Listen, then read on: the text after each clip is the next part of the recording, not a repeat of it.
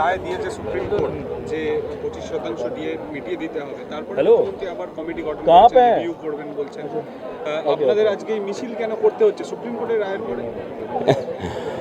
এই কথাটা তো মুখ্যমন্ত্রীকে জিজ্ঞাসা করা প্রয়োজন। বিগত 14 বছর ধরে কেমন গণতন্ত্র বানিয়েছেন যে গণতন্ত্রে সুপ্রিম কোর্টের রায়কে ইমপ্লিমেন্ট করানোর জন্য পথে নামতে হয়?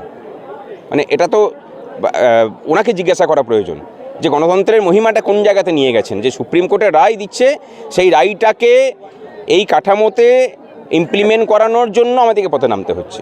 বাকিটা বুঝে নিন, এর থেকে মনে হয় বেশি কথা বলার প্রয়োজন নেই।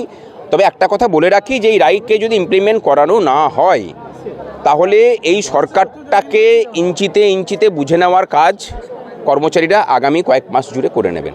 সুপ্রিম কোর্ট তো একটা কমিটি গঠন করার কথা বলেছে, নির্দেশ দিয়েছে, এবং তার পরিপ্রেক্ষিতে মুখ্যমন্ত্রী আবার একটা কমিটি গঠন করেছেন। এই বিষয়টাকে আপনারা কিভাবে দেখছেন?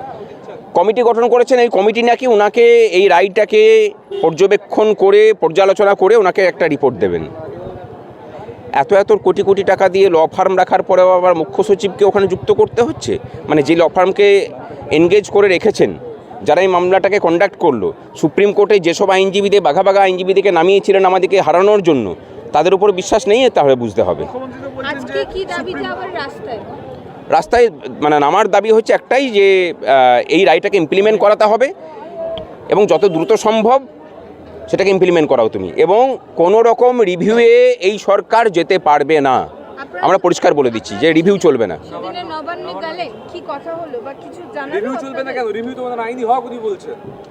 হক তো অনেক কিছুই, কিছু ক্ষেত্রে কিছু হকের জায়গাকে মানে উল্টে দিতে হয় আর কি। আমরা সেই ঘরটাকে উল্টে দেওয়ার কাজটাই করতে চলেছি, যে অনেক হয়েছে তোমার রিভিউ, তোমার অনেক কিছু করেছো তুমি নিম্নতর আদালতে, এখানেও গিয়ে ছলা করার অভাব রাখোনি, সুতরাং এবার তুমি এটাকে ইমপ্লিমেন্ট করো। মানে আমরা যখন বলছি, উনি যেমন জোর প্রয়োগ করেন, আমরা এখানে জোর প্রয়োগ করেই বলছি যে কোনো রকম রিভিউয়ে পশ্চিমবঙ্গ সরকার যেতে পারবে না, যাওয়া চলবে না। কী করবো সেটা রাজ্য সরকার ভালো জানে, মানে আমাদের থেকে রাজ্য সরকার ভালো জানে, এবং সেটা কেমন জানে সেটা সেই দিনে যে নবান্ন গেলাম, আমাদের 5 সদস্যের প্রতিনিধি গেলাম, দেখলাম কয়েক হাজার পুলিশ সেখানে রেডি হয়ে আছে আমাদের জন্য।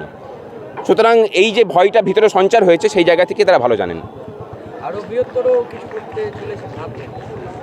ভাবনা নয়, মানে সেটা ভাবাই আছে, বাস্তবায়িত হওয়ার অপেক্ষা।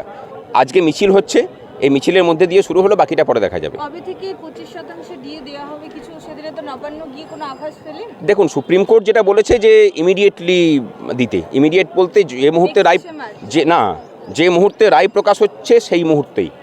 এরপরে যে কমিটি করেছে 4 সদস্যের কমিটি, তারা সরকারের ভিতর থেকে সরকারের কাছে তথ্য নিয়ে মানে সরকারের আর্থিক অবস্থা বিচার করবে। 6ই মার্চের মধ্যে তারা একটা সরকারকে রিপোর্ট দেবে যে বাকি যে 75%, সেই বাকি 75% কটা কিস্তিতে দিতে হবে এবং কবে দিতে হবে। কিন্তু তার প্রথম কিস্তিটা অবশ্যই 31শে মার্চের মধ্যে পরিশোধ করতে হবে কর্মচারীদেরকে। সুতরাং বুঝেই নিতে পারেন যে ইমিডিয়েটলি 25%টা রিলিজ করতে বলেছে। সেই ইমিডিয়েটলিটা কত তাড়াতাড়ি হবে আমরা সেটাই ইমিডিয়েটলি করানোর জন্যই আজকে পথে নামা।